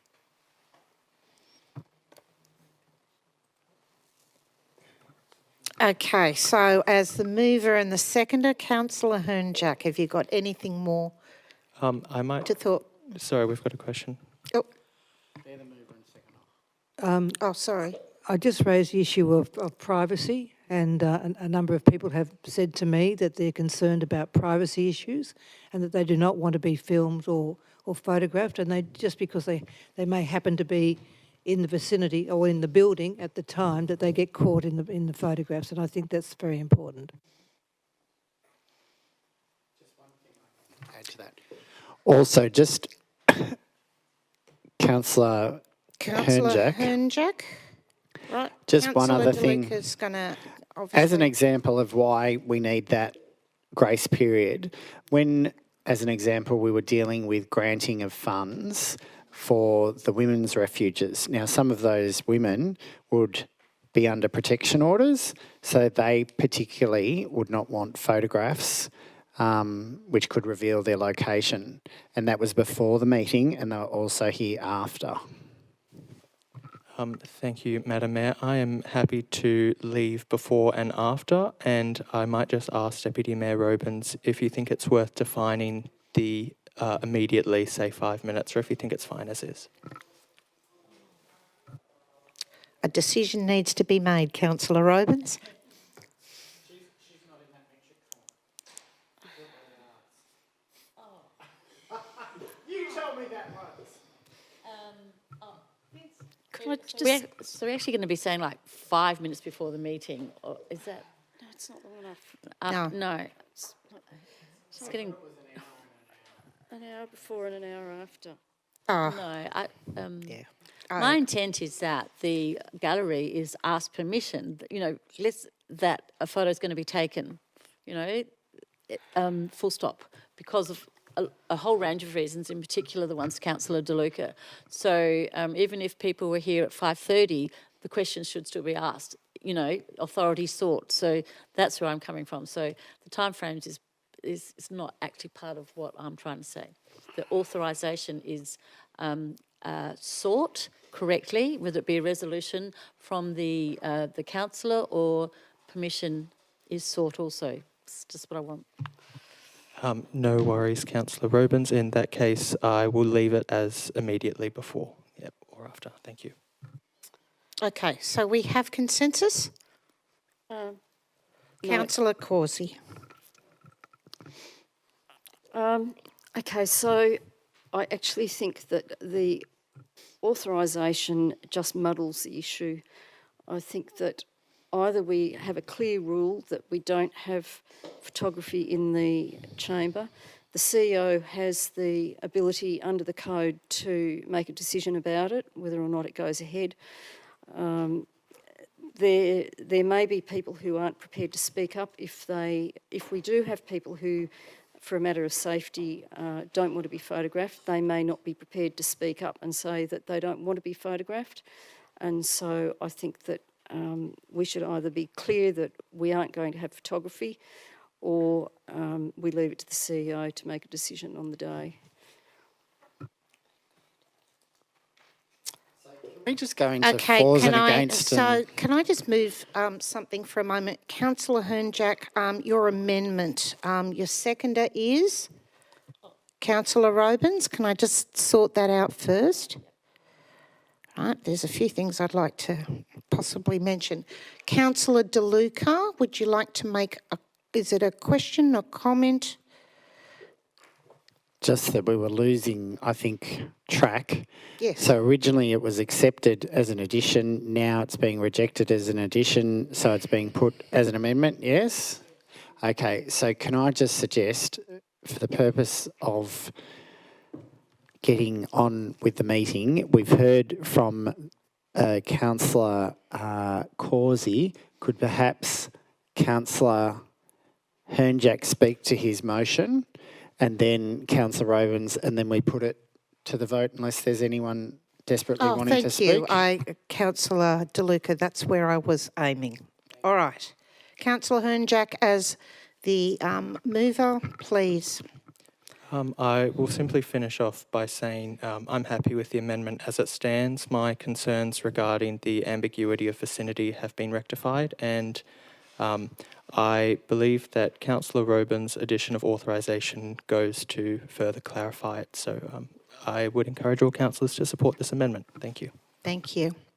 Councillor Robins? I reserve my right. Okay, all right. With that, we'll put this to the vote. All those in favour?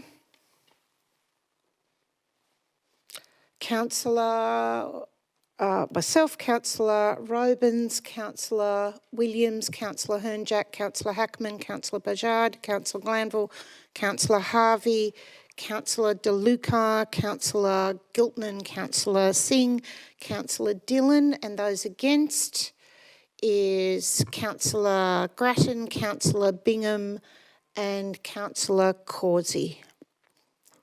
Declare that carried. Now this becomes the motion.